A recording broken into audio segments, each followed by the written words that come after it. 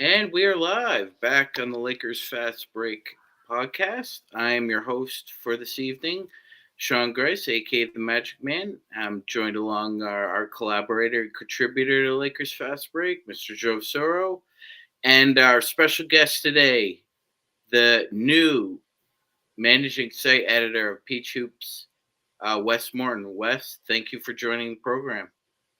Yeah. Thanks for having me. All right, man. So before we get into a little bit of Atlanta Hawk talk, want to ask you, how do you feel about your Atlanta Braves right now? You're 71-40, first place in the AL East right now. There's about 50 games to go, but I think you guys are looking pretty good. How do you think you guys will do? Yeah. I mean, they're killing it. I mean, top to bottom, basically. Like they're just pretty much stacked at every position. Every position's hitting, they're raking. Just kind of got to get enough pitching. But I mean, yeah, they're tops in the league, tops in both the NL and the AL, I think. So good chance they got the best record. They'll have home field advantage going to the playoffs. So yeah, definitely nothing to complain about as far as the Braves go. Absolutely. I mean, it's a great atmosphere at that ballpark too. It's a beautiful ballpark. I'd say it's at least top five in Major Yeah. League Baseball. I haven't been there yet. Like to go, but we happen to be with a Dodgers fan right now. So Joe's a Dodgers supporter. So the Braves and Dodgers might end up colliding. Could be, yeah. That'd be a good series for sure. I mean, Yeah, I would like to yeah. really thank you for the debacle of the Freddie Freeman setup a couple years back. I haven't enjoyed watching someone at bat like that since Tony Gwynn. Every time Freddie Freeman comes up to bat, I just feel like it's going to be a hit. And that sucker is just, I don't know, he's just unbelievable player. And him and Mookie Betts have become, they're basically going to cost themselves an MVP. Cunha is probably going to end up winning it because Freddie and Mookie are going to get probably split the votes. But yeah, the thing with baseball, and we were talking about this before you came on, Wes. It doesn't matter if you have the best record, the best pitching staff, best hitters. There's this damn momentum that hits at certain parts of the playoffs that can carry you all the way through. And for me as a Dodger fan, I'm not very, very happy with the leader of the team, the skipper, because I think there have been some decisions there that have cost the team championships. But analytics has kind of overrun everything, and you don't really know who's in charge anymore. I know that's the easy way out to say, oh, well, analytics made that call. But, I see somebody like Bruce Bochy goes to Texas, and finally they're actually winning, right? So you had analytics before Bruce Bochy was there. You had all these high-priced players. How come all of a sudden now they're winning? So between the Braves and Dodgers, whom have been very, very, very consistent the last few years here, I'm hoping that if they do end up meeting in another NLCS, that it's not determined by a stupid decision made in the sixth inning because of, we don't want him to face the lineup the third time. I hate that part about baseball. Absolutely. Yeah, it's pretty brutal. Yeah, you have a whole 162 game season. Everything's going well, and then one game. Yeah, one game.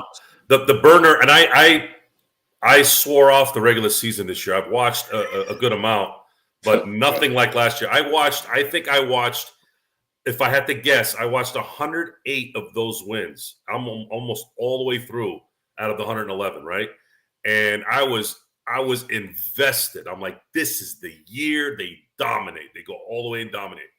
They won one effing freaking game. One effing game after 111 wins. Not even a trip to somewhere. And it yeah. And it happened to be in San Diego where I was outside looking, going, is this really how it's going to end? Really? On top of a balcony with a bunch of freaking yuppies who don't give two craps about the game? Well, Wes, the last time we saw the Atlanta Hawks on a basketball court, They were walking off the Boston Garden floor, unfortunately.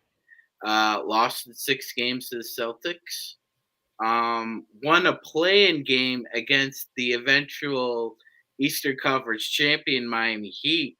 So, I mean, with a roster in flux, Wes, and with a coaching change on the fly, I thought the Hawks maxed out pretty well given the situation. I'm not sure how you felt about that, but what were your thoughts when they were walking off the floor, and what did you make of the off-season move so far? Yeah, definitely a lot going on. Definitely in flux. I mean, you definitely can't be like upset with losing to the Celtics. Obviously, Celtics are a very good team. Went to the finals last or two seasons ago. Um, Lost to the Heat, but took them to 7. So obviously the Celtics are best in the East, one of the best in the East. So they gave them a little bit of a fight. They struggled like the first 2 games of the series, but they gave them a fight in that postseason series.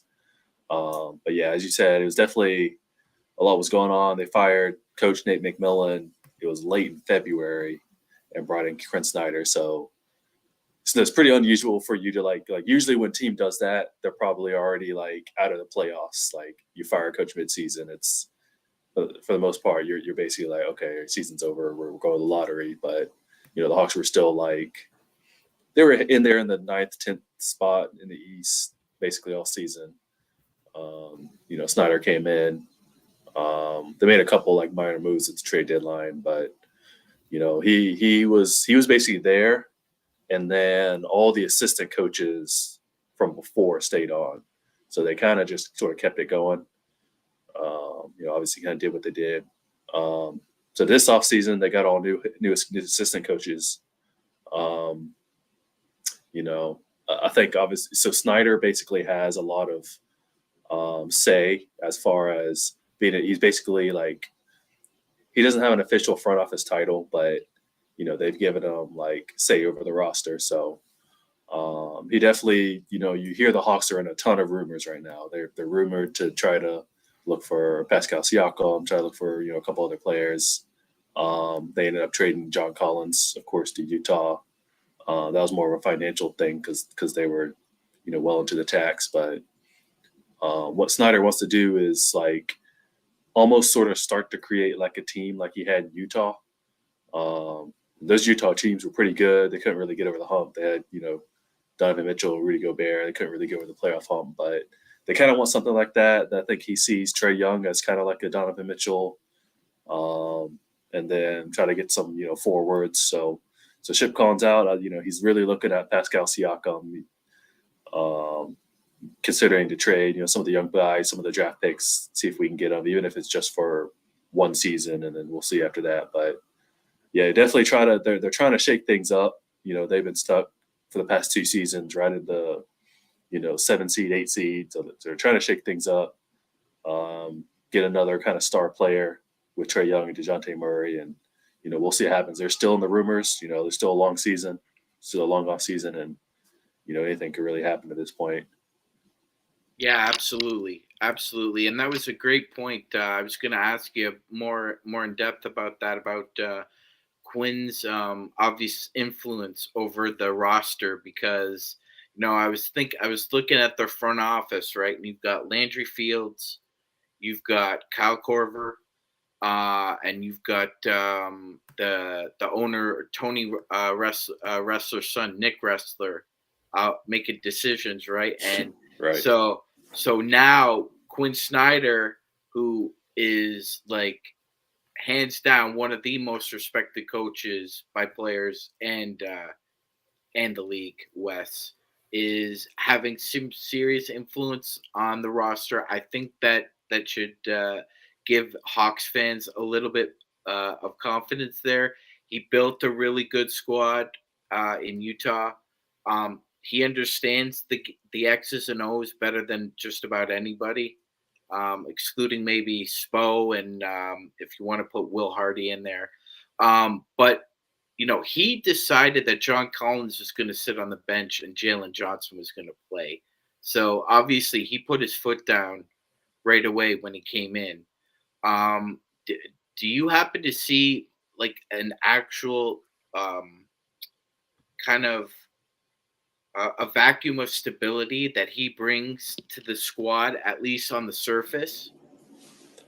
Yeah, that's a really good point. Like the stability is real important because they had a bunch of kind of off court sort of stuff happening. Nothing that was like, run-ins with the law or anything like that. But Trey and Coach McMillan had some like, they're a little testy with each other at times.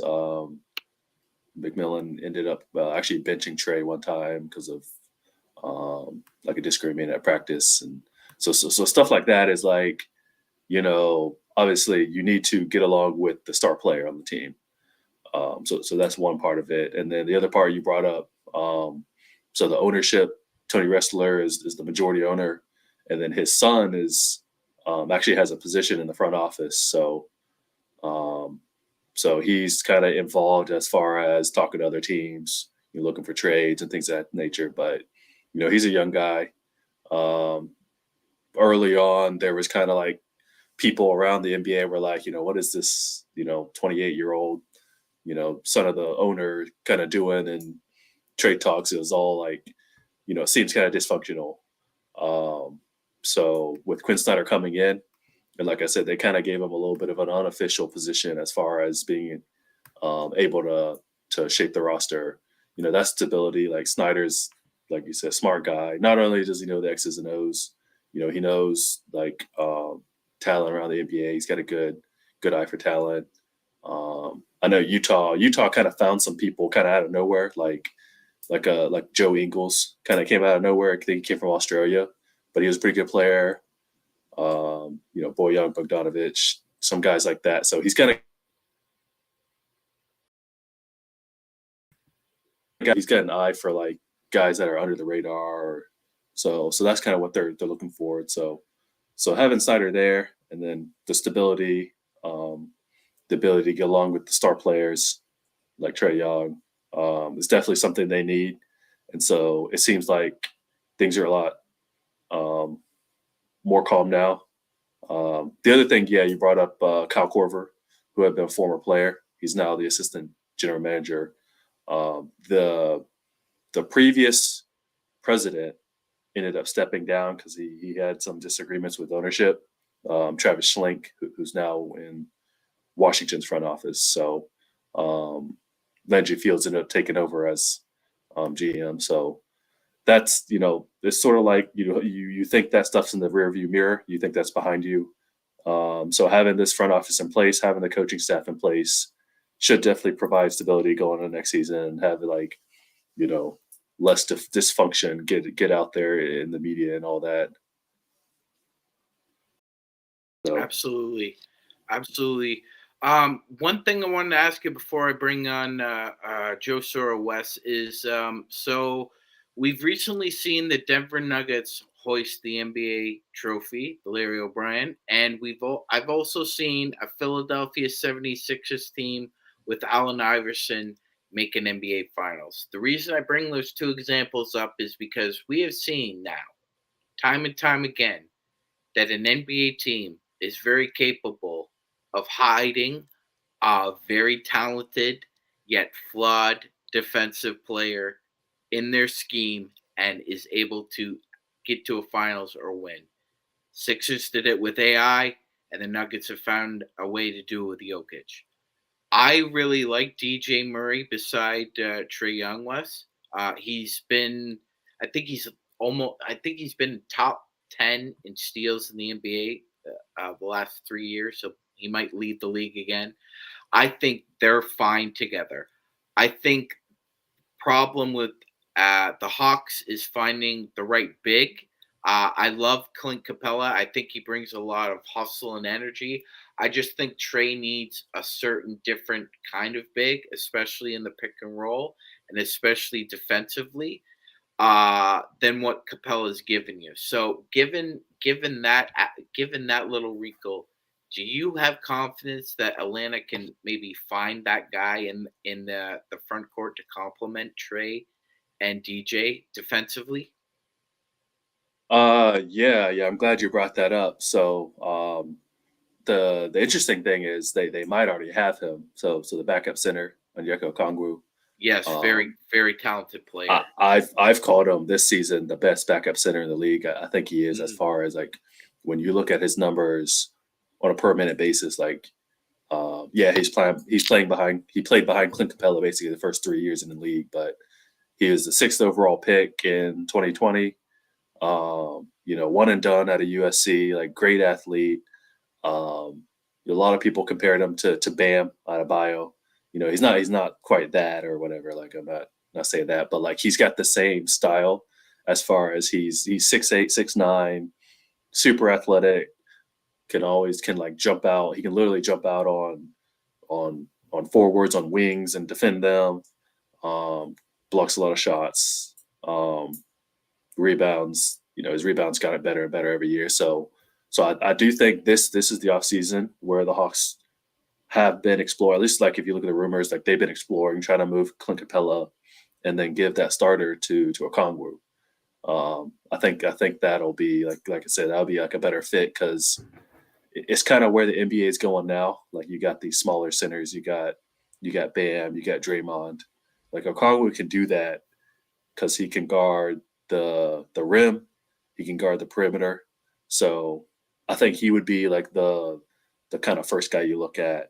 And then, if you were to move Capella, you probably have to find a backup for Okongwu, maybe find a veteran or something, but someone more like Okongwu versus Capella, who's kind of like this old school sort of big man. He's similar, like, Gobert, a little bit smaller, but I think that's like, you almost have to either this offseason or next offseason, like, you basically have to trade Capella and promote Okongwu, because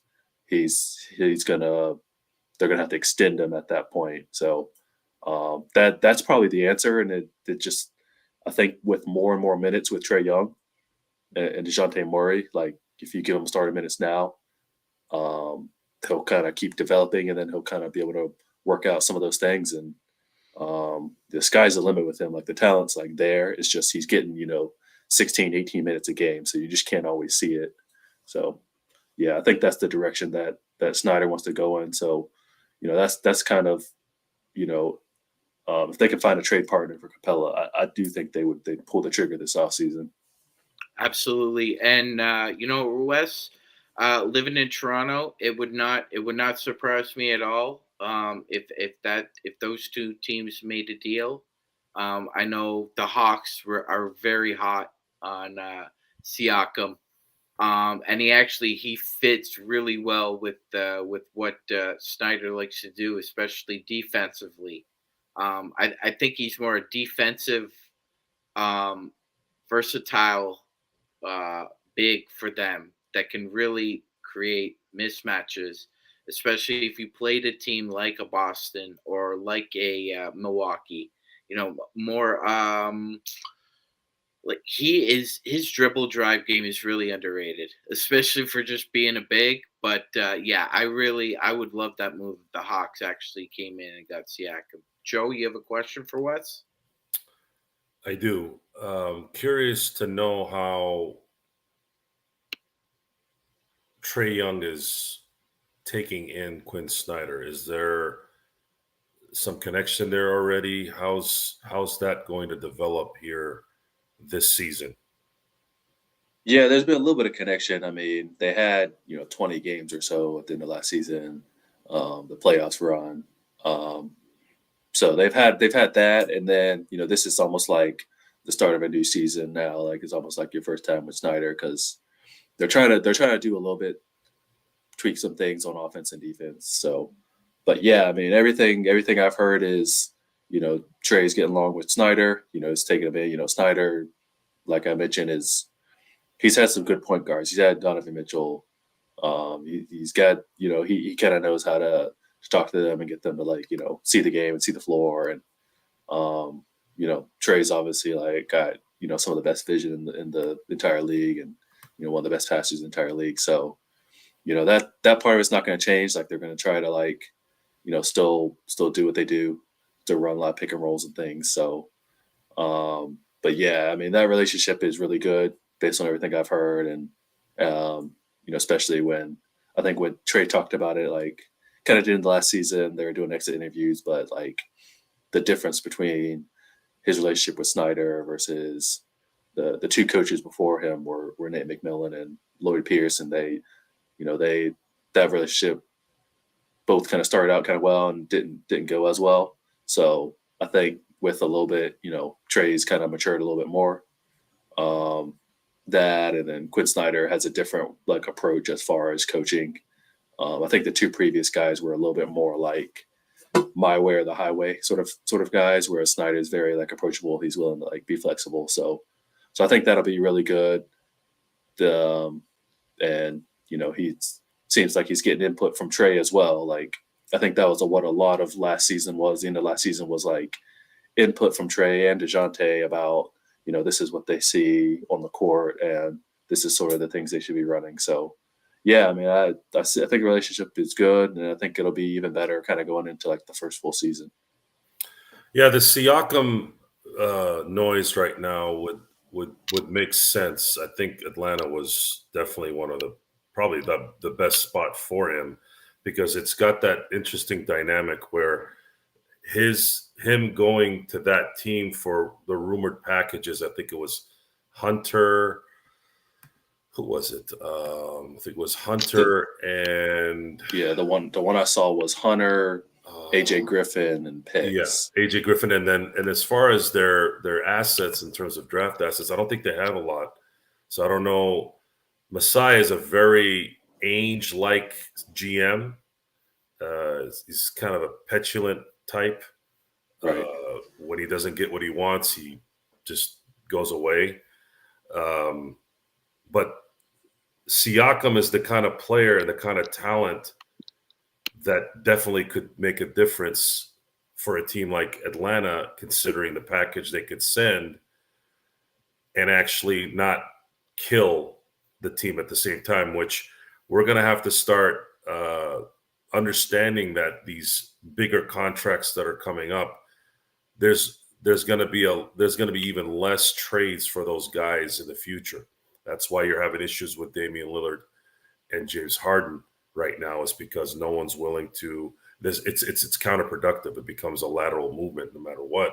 It's not like it was before, where you just send trash and 80 draft picks. Which in the NBA, it's always kind of cracked me up how draft picks become such a huge asset. Yet I'm going, well, what are you going to really get of substance that matter? I'm not saying it. You can't get something really good at 18, 16, 24, 28. But how is Oklahoma City going to, draft all those guys that are in the teens and the early 20s? And then of course this whole thing with, well, you can use those to go get the player. Well, who's going to demand to go to Oklahoma City and places like that? Atlanta's an interesting spot. There's a lot of culture in Atlanta. You don't see too many people want to go to Atlanta in the NBA, because it's just like any other place other than LA and Miami. Everybody wants to go to LA and Miami, it seems, in the NBA. It's not like the NFL where they don't care, or they just go where the money is. But if you get Siakam for that package, I would say you're starting to get into that you could compete mode. But the question I have on top of what I've already asked you is Trey Young the kind of star that can weather the storm? Because right now, the storm has come twice, and both times it was the storm's fault. Will we buy it if it's a third time with Quinn Snyder? Yeah, I mean, you're definitely right about that part. It's kind of like, obviously Trey Young has a long rope, he's got a long leash as far as he's the best player Atlanta's had since, sort of name your player, maybe since Dominique, is pretty much how it's kind of portrayed. Obviously the Hawks teams of about 10 years ago, they were great, but they were just missing that superstar. They had Al Horford, they had Paul Millsap, but they didn't have a guy like Trey Young who was, 30 and 10. So it's kind of like, obviously the franchise is going to support him as much as possible. But But once it's like, okay, you're on your third coach, getting Quinn Snyder. Quinn Snyder is one of the best in the business. So not that you would necessarily pick a coach over a player, but you do want this relationship to work for sure. Like, he's had some issues with the previous coaches, but like I said, I think he's matured. But yeah, definitely, we'll see in a year or two, like that. We'll see how it is. Hopefully, again, Trey's matured. He's been able to work with Snyder more, and that's sort of boiled over. And this kind of label, he gets the label like he's a coach killer. Like if he's able to overcome that, then there's that adversity he can truly overcome. As of right now in his career, the one big moment is basically his first playoff appearance, where not many people gave Atlanta a chance. Not many people even thought they'd go to New York and beat them. New York's having a good season. And then, Trey does I think he ended up having like 28, 29 points, including the game winner, gives the New York crowd the kind of shut up signal. So, he's definitely built for that moment. Like he doesn't shy away from the spotlight. He's had some other struggles. He struggled against Miami last year and then Boston a little bit this year in the playoffs. But, it's not like, he's got all the confidence in the world. So, and he's got all the ability, all the, confidence in his own abilities. So, I think, this is the best situation for him with a veteran, but like smart head coach. He's never had a player like DeJounte Murray as well next to him. This is pretty much the best teammate he's ever had. So, and Murray's a couple years older. He came from obviously San Antonio's franchise. So, he knows what it's like to work in like a very professional environment. So that kind of mentorship will help as well. So, yeah, I think having Trey, having DeJounte, and having Quinn, I think being able to have that last season together, I think they're really going to grow in year two and have that maturity and be able to kind of like put their head down to focus and really have more consistent regular season. That's sort of what's been missing the past couple of years, where they just have this rocky regular season and try to turn on the postseason. So I think they're going to be able to come out of the gates next year, depending on who they have, maybe they make the trade for Siakam, but even without that, I think they'll be able to come out of the gates next year and start to put together like a, really good season. Absolutely. Now, Wes, when you take a look at the Atlanta Hawks roster just from the naked eye, it looks really nice. Like a lot of the wings are talented. You like a lot of the mix and the match with the guard play, DJ Murray with the Trey Young. What sleeper, or is there a Hawk that maybe didn't get a lot of PT during Snyder's time that you think might be worth a look? Yeah, the one guy I would say is Jalen Johnson, just for the reason that they traded John Collins. There's still kind of a question like who's going to play the power forward. It looks like Jalen Johnson. It could be Sadiq Bey. They trade for him from Detroit, but he's more of a three, I would say. They could play him at the four, but Johnson is 6'9". He's like a crazy athlete. He was a one and done guy at Duke. His last season he came off the bench, but he's already like really good defender. And then when he gets out in the open court, he's like a great finisher. He has all these highlight dunks. So like he probably has some of the best upside on the team outside of like Trey and DJ. Like he can be that good on both ways. He can handle the ball, he can pass, he can do just about everything. He's just very, very raw. He hasn't even his year at Duke. He went to Duke and then kind of dropped out halfway through the season. He was like a top 5 guy coming out of high school, or like an elite guy coming out of high school, and then his draft stock sort of slid. So, but yeah, his upside is like crazy. You see it in flashes, and I think if he gets consistent minutes, if he's starting at the 4 this year and gets consistent minutes, I think he could have a breakout season. Possibly even like be in the most improved player sort of conversation. Yeah, 100%. I mean, and he's one of those like potential all NBA defender. Just I'm gonna put you on their best 1, 2. Like he could guard 1 through 4 if he really wanted to. Like Right. he's definitely got the agility for it and the motor for it. I just hope, like you said, that Quinn gives him some time at the 4 because I think you're right, Wes. I think he could be a real secret weapon for him. Yeah, Joe, absolutely. Joe, do you have a question for Wes?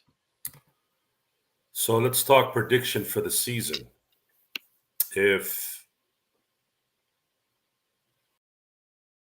I've been hard on the East since their debacle this year, and when you have a conference that can, I guess, be fluid, at least at this point, let's say they get Siakam, and there aren't any internal issues. Do you see this team hitting the Eastern Conference Finals against? Yeah, they have a shot for sure. I mean, yeah, it'll be interesting to see because I think a lot just sort of depends on what they would have to trade to get Siakam. Like, Toronto might also ask for Jalen instead of AJ, or maybe. I think they need to do a like that. third. Again, Yeah, Masai is a pain in the behind. They probably have to do a third team to get him some kind of, maybe facilitate something with Oklahoma City or something. But that's the game changer, I think, for them. They have to get that guy. He's got championship experience, something that Atlanta definitely needs. And you also have the stars. So you have that second guy, the perfect second guy in Siakam, and then you have Trey Young about to hit his prime. You guys can go be a consistent threat from then on and finally kind of get some consistency here instead of being the surprise team one year and then kind of falling down again the next 2-3 years. Yeah, I mean, definitely, like you said, anything can happen in the East. I mean, we just saw Miami go on this run, and they were 8th. So, I mean, there's no reason like Atlanta can't do the same. Like if they were to get Siakam, like, there's Milwaukee and Boston, and then there's kind of just everybody else. Getting through those two will probably be the biggest test, and then I'll put Miami there if Miami gets Dame. Obviously, that's the big one. Like if they go Dame, Jimmy Butler, Bam, like I think they're right there as well. But everybody else, like, in the East, it's definitely easier than the West. Like the West is just a lot better at the moment. So yeah, if those pieces come together, I mean, Trey, DJ, Pascal, and maybe they promote Okongwu. So some of the one rumor I saw was a 3-way with Dallas because Dallas really wants Clint Capella. They want him to be the starting center, so it would be Capella going to Dallas, Siakam going to Atlanta, and then like I said, some picks and players going to Toronto from Atlanta and from Dallas or something along those lines.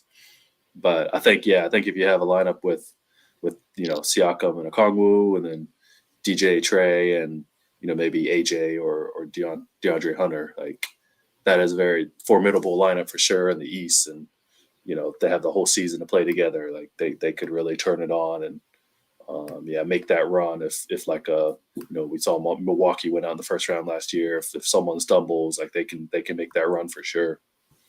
So here's my last question on this, which is going to be the important one. The reason why Toronto's shopping Siakam is I don't think they want to give him I don't know what it'll end up being, a 5-year, $250 to $300 million contract. Will Atlanta do that at the end of the year? Yeah, I mean, maybe it'd be tough because, well, one thing is like Atlanta just never pay the tax, and so that's sort of been one thing. It's like, all the big if you're contending, like you're gonna re-sign everybody and just pay the tax. Like that's what Boston is doing right now. They signed Jaylen Brown to that huge deal. They know they're gonna be paying the tax for forever. Like so. It's either kind of the ownership is like, okay, we're okay to like pay the luxury tax, or they would pretty much have to get rid of everybody except for Trey, DeJounte, Pascal, and then just have some lesser role players. That could work as well. You give Siakam, re-sign him, give him the big contract. Trey's already got, I think he's in the middle of his he had a 5-year contract, so he's got another 3 or 4 years left, and DeJounte just extended for 5 years. So yeah, if you have those guys and then just put some role players around them, I definitely think that could work. I definitely think if you were to trade for Siakam this year, then it's kind of like a trial run. Like you trade for him, you see how it looks, and if Atlanta's close, if they get to the Eastern Conference Finals or even the finals, at that point you have to be yeah, we're so close to a title, we got to re-sign Siakam. Or maybe if it doesn't work, then you may just say, we'll kind of cut our losses, if we'll see if we can get Siakam to take a hometown discount or whatever. So I think that's kind of what this year would be. If they came together for 1 year, then yeah, I think there would be no issue in just giving them that big contract. Because the thing in the NBA is we've seen is you can give a guy a big contract and then just trade him later. Everyone thought Brad Beal's contract was too big to trade, and then they end up trading to Phoenix. So I think it's probably better if they, like you said, you would rather just re-sign him and then trade him later because the cap's going up by so much. The contract doesn't even look as bad in a couple of years. So the only way you're going to be able to get these big contracts is if you don't give up, if you don't want anything in return, practically. Yeah, right. But if you're going to match, if you're going to want to contend, Washington isn't going to contend for the next 80 years at this point. But Atlanta's going to have to fork out that money because I don't think Siakam is going to take a discount. I think he'll be in a position to say, I already have my ring. I'm in my prime. I got one more big contract here likely.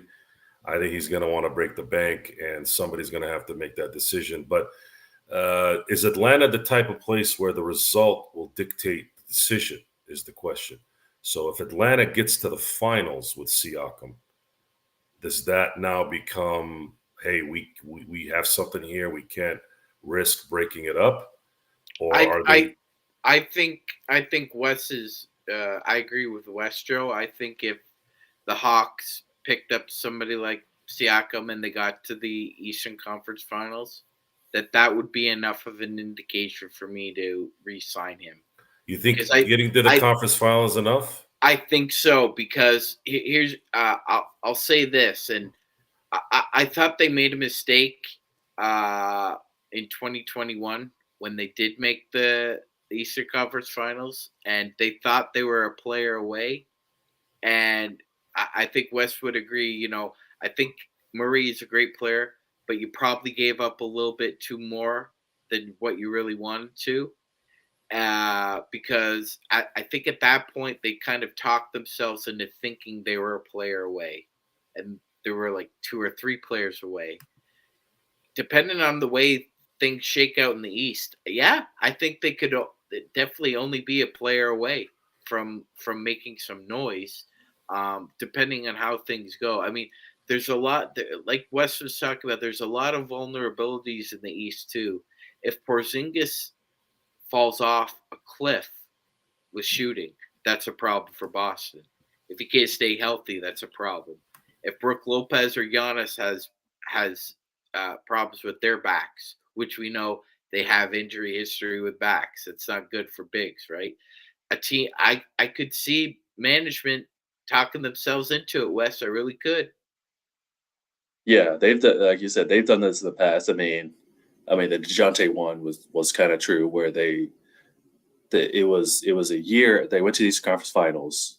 Well, if you go back to 2021, they went to Eastern Conference Finals, and they were of the mindset that we're right there. So they ended up re-signing that offseason. They ended up re-signing both Kevin. Well, they extended Kevin Huerter, and then they signed John Collins to a huge contract, kind of thinking that if they kind of keep it together, it's going to all work out. But the Huerter and John Collins are fine players, but they're not stars.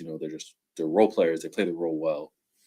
And the next season wasn't very good. They went, I think 42-40, They lost in the first round. So then they made the DeJounte Murray trade. They ended up, before the DeJounte Murray trade, they traded Kevin Huerter to Sacramento because they were kind of they were a little unsure of the fit with Trey and Huerter.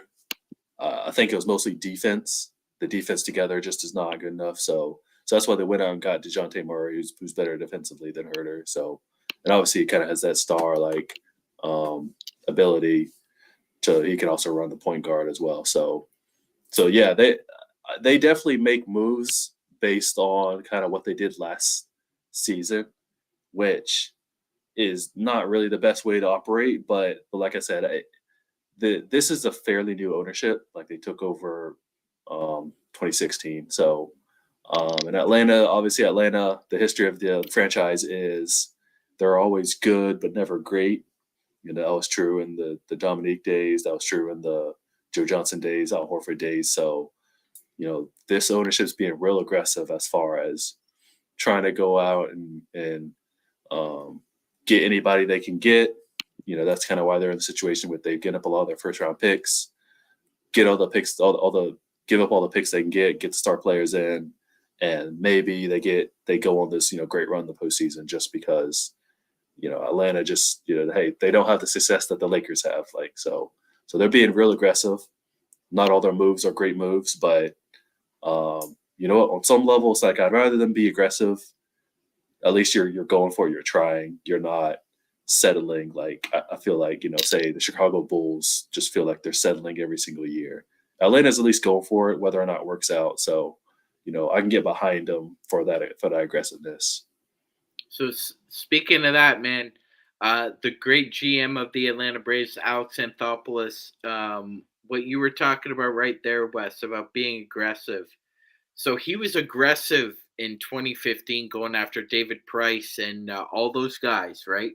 And he said the exact same thing you did. He said, I'd rather be aggressive and fall on my face than stand pat and think about, you know, we let something slip through our fingers, right? So I think I do see that as well with Snyder and this management moving forward. But before we let you go, we are unencumbered by emotion or judgment when we got other collaborators coming on and talking to us about what they see the Lakers doing this year. So, Wes, your crystal ball, how do you see the Lakers doing this year? I really like everything the Lakers have done since the trade deadline, really, because, you know, I was a little skeptical when they brought Russell Wilson Westbrook back, and it obviously didn't work. And I'm just like, why are you bringing Westbrook back? He's got another year in his contract. Him and LeBron and AD don't really fit.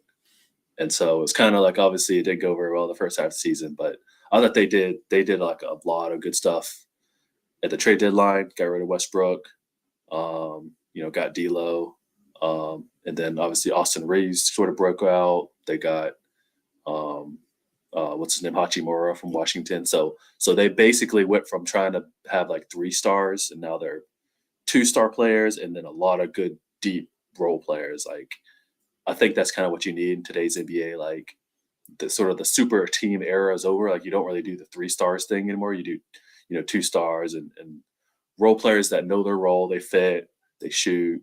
You know, that's kind of how Denver won. Like, they have, you know, Jokic and Murray. I think, you know, LeBron's still LeBron. AD just got that extension. He's still, like, you know, one of the best defensive players on the planet. So getting a lot of shooting in the offseason. They got Gabe Vincent, brought back D'Lo and all that. So extended Austin Reeves. Like, I honestly think this Lakers team could compete this year. Like, I do think they, you know, they just have to have, like, really just health from LeBron and AD. Like, that's really the big thing. Like, whenever those guys are healthy, you know, the team does well. It's just anytime they're not healthy, and, you know, that's basically just been the story of the Lakers the last few years. So I would put the Lakers, like, I wouldn't quite put them above, say, the Nuggets, but I would put them up there, like, right below them with, like, you know, the Warriors, with Phoenix is kind of in that class. Like, I would say they're right there in the top 4 of the West. And like you said, you just need health. and then some things to break right. And I think they could come out of the West, and if you come out of the West, like you're probably going to be better than the Eastern team. So you'll be the favorites in the finals. Appreciate the commentary, man. We kind of feel the same way. We feel like, we really need to solidify maybe another 3-and-D and the backup center spot behind AD. But other than that, I think we're feeling pretty good as well.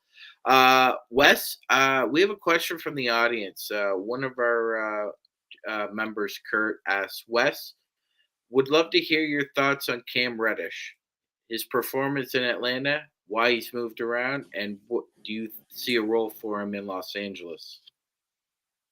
Yeah, Reddish is interesting because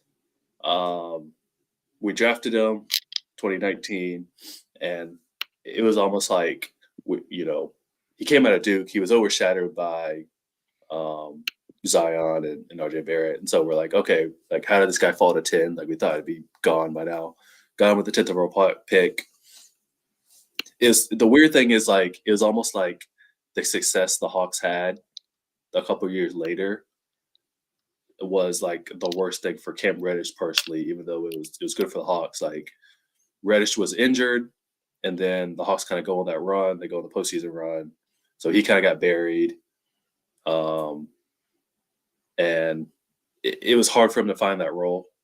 I think he was trying too much. He was taking bad shots. He was like trying to prove himself just because he didn't have the minutes he used to have. He was trying to prove himself, just kind of like just fell into some bad habits. And then it just never kind of worked out for him in Atlanta. And then obviously he bounced around, went to the Knicks, didn't really do anything with the Knicks, went to Portland. So I think this will be a good, like, if he can come off the bench and then just sort of like accept his role. I don't think he'll really be like 3-and-D exactly, but he can shoot and he can defend for sure. But he just has to like play his role, sort of like build that confidence back up, give him like 12, 14, 16 minutes off the bench. I think he can definitely still be productive. Like the talent is there. It's just like, I think he came in and he got so much hype and he thought he was going to be a star player, and he had some injuries, and then he was just forcing shots and just making bad decisions. So I think if he just sort of accepts his role, like, okay, come off the bench, be a ninth man, a 10th man, he can still flash. Like, I think he has like real two-way potential. Like he's still a great athlete. I think he's like 6'7" with like a 7-foot wingspan. Like, so I think it'll be kind of 3-and-D-ish, but I do think like he's definitely an NBA player, and I think he can contribute as long as he just sort of like accepts that role off the bench. Appreciate the comments, Wes. Joe, do you have any other questions? Okay. I'm good right now. I'm good. All right. I was gonna ask the Reddish question, then our esteemed panel got ahead of me. All right. So before we head on out and you give a plug to Peachtree Hoops, Wes, I have a question for you, brother. So, native Atlanta sports fan, what do you think of the Dirty Bird rebuild so far? It's interesting. Because I feel like they have just about everything but a quarterback. Yes, I was thinking the same thing, looking at their roster. And Ritter he's still young. He had a good career in college. He was kind of out of like a small school at Cincinnati, but I haven't really given up on him or anything. But they're basically saying, "Hey, we're just not going to pass the ball very much. We're going to run the ball." They drafted a running back. Bijan Robinson is the top running back off the board, so they're just going to run the ball a ton. They got Cordero Patterson. They got a great O-line. Is probably the big thing. They got probably one of the best O-line in the NFL. So, and then they spent most of their free agency money on defense. So, they're kind of just going old school, run the ball, play defense. It's kind of like Arthur Smith used to be in Tennessee. He used to have Derrick Henry. Like, so they're just trying to do that sort of thing. They just want Ritter, the quarterback, to just be like a game manager. Like, just don't throw picks. Just easy completions, and then hand the ball off and run the ball. And so honestly, the division is so bad. I think they could win the division because Brady retired. The Saints are kind of in the middle, and then Carolina's rebuilding for sure. So like they could win. They could sneak up on people, win 9 or 10 games, and win the division just by being consistent and just running the ball and playing defense. So it'll be interesting. Like I said, if they had a good quarterback, I think this would be a pretty like dangerous team. But we'll see. I don't know. Being a lifelong Falcons fan, you naturally just don't get too high on them. Yo, man, like I'm a Raiders fan. Okay, you guys have been to 2 more Super Bowls than I can remember. So, I mean, I feel you, brother. I feel you. But I was looking at their roster. I really like what Smith's building on offense. Drake London is a legit like number one. Like that dude. Right. That dude is going to be a legit number one. I really like Kyle Pitts. Like you said, Arthur Smith did a lot of unique stuff with his tight end, so he's really good. And like you said, they drafted Robinson. They got a really good O-line. So I think they're going to be in a lot of football games, man. I agree with you. I think they win that division. Yeah. It'd be good to see. And then it's kind of the same thing as the NBA. Like I feel like the NFC is a lot worse than the AFC. Like the AFC, you got the Chiefs and the Bills and like all these like great teams, and NFC is basically just like the Eagles and everybody else. So hey, just get to the playoffs and like see what happens. That's it. That's it. Anything can happen. So before we head on out, Wes, please, by all means, pump Peachtree Hoops because it's a great read. Yeah. Please, come to Peachtree Hoops. We're in the SB Nation Network, so Peachtree Hoops for all like Atlanta Hawks coverage. So read the blog and follow me. I got my social media on the blog as well. So I'd appreciate if you guys came in read our stuff. Absolutely. Hope to have you on as a guest later on in the season when the Lakers play the Hawks, if we can arrange that. Yeah, that'd be cool, man. Yeah, I'd appreciate coming back. All right. Well, with that, we'll head out for this evening, but I want to thank our special guest again, Wes Morton. Wes, you've been an awesome guest. The audience and more importantly, myself and Joe really appreciate your time, man. It was great chopping it up about Atlanta sports and the Hawks, and talk to you again. I appreciate it. Yeah, talk to you soon. Thanks, All right. Wes. See you later, guys. Yeah.